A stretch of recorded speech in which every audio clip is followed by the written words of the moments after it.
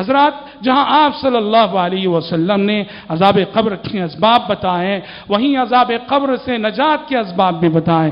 انسان عذاب قبر سے کیسے نجات پائے گا اور کیا اعمال ہیں؟ بالعموم ایمان، تقوی، عمل صالح، ہر نیکی انسان کو عذاب قبر سے بچائے گی. لیکن خاص طور پہ آپ صلی اللہ علیہ وسلم نے فرمایا جب جہاد قائم ہو تو اسلامی ملک کی سرحد پہ کھڑے ہو کے نگرانی کرنا. اسلامی ملک کی سرحد پہ کھڑے ہو کے جو سپاہی جو نگرانی کرتا ہے وہ عذاب قبر سے بچا لیا جاتا ہے، اس کے حق میں عذاب قبر نہ ہوگا. اس لیے کہ یہ کام اتنا مشکل کام ہے اور اتنے خطرات سے گھرا ہوا کام ہے، جو اس کام کو انجام دے دے وہ عذاب قبر سے محفوظ رہے گا. اور رہا ایک دوسرا عمل جو ہر ایک آسانی کے ساتھ کر سکتا ہے، آپ نے فرمایا سورہ ملک کی تلاوت. سورۃ الملک تبارک الذی بیدہ الملک وہو علی کل شیء قدیر.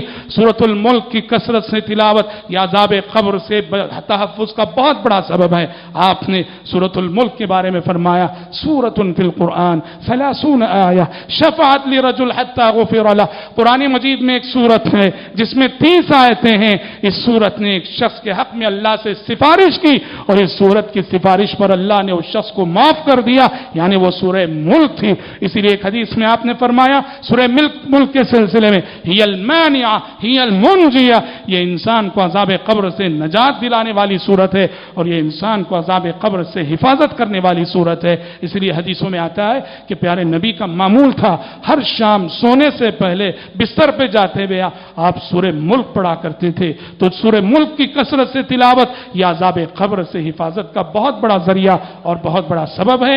اور ویسے پیارے نبی کی تعلیم حضرات عذاب قبر ایک ایسی چیز ہے کہ ہر نماز میں اس سے پناہ مانگنا چاہیے. چنانچہ آپ صلی اللہ علیہ وسلم کی سنت تھی، آپ کا معمول تھا، آپ ہر نماز کے آخری تشہد میں جو مسنون دعائیں پڑھا کرتے تھے اور جن کے پڑھنے کا تاکیدی حکم آیا ہے اس میں سے یہ بھی ہے اللہم انی اعوذ بک من عذاب القبر واعوذ بک من عذاب جہنم.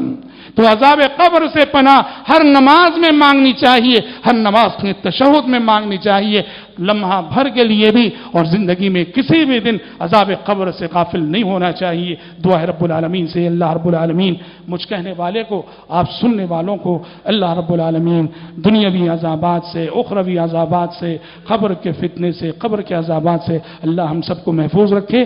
ہمارے وہ رشتہ دار جو دنیا سے رخصت ہو چکے ہیں، وہ اہل ایمان جو دنیا سے ایمان کی حالت میں رخصت ہو چکے ہیں، اللہ ان سبوں کو عذاب قبر سے بچائے. اور کل جب ہم سب اس انجام کو پہنچیں گے اللہ ہم سب پہ بھی رحم فرمائے اور ہم سب کو بھی اللہ عذاب قبر سے بچائے. آمین. بارک اللہ